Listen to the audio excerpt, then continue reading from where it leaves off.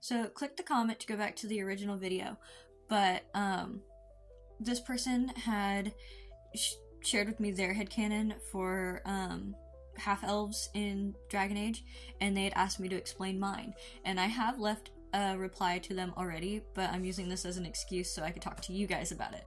I am going to go into some lore that was updated with Veilguard, so if you don't want to see it, scroll past.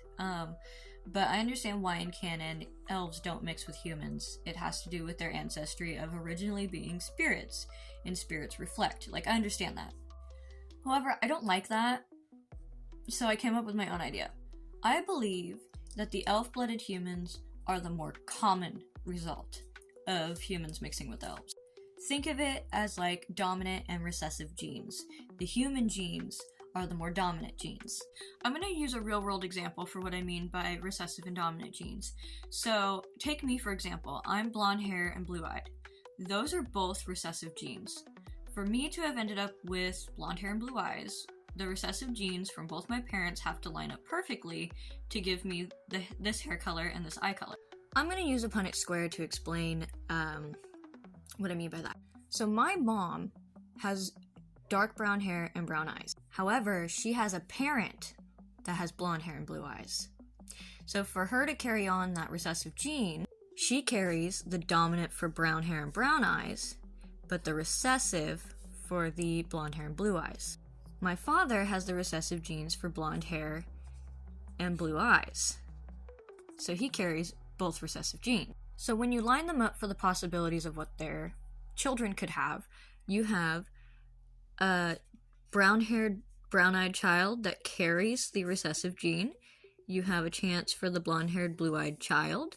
You have a chance for the brown-haired, brown-eyed child that carries a recessive gene, and another chance for a blonde-haired, blue-eyed child. They have a 50-50 chance of having a blonde-haired, blue-eyed child. The children with the brown eyes and brown hair would not show that they have the recessive gene, but they could carry it down to their children. So that's how I kind of see it. The idea came to me when I experienced the storyline with Fainriel from Dragon Age 2.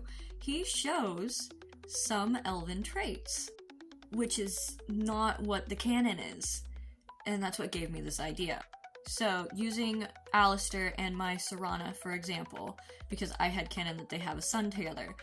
Alistair is an elf-blooded human. He has all the dominant traits of human, but he would carry those recessive elven traits.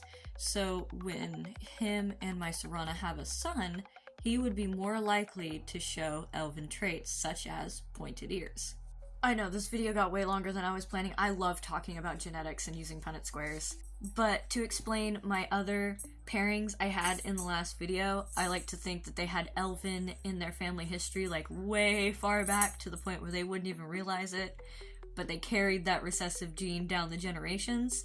So when they have children with my elven characters, they show slight traits of their elven parent because of that, like their pointed ears.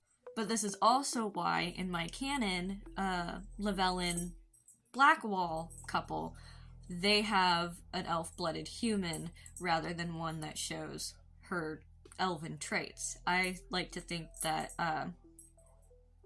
one of my couples at least follows canon, and that she has all the recessive traits and he has all the dominant traits.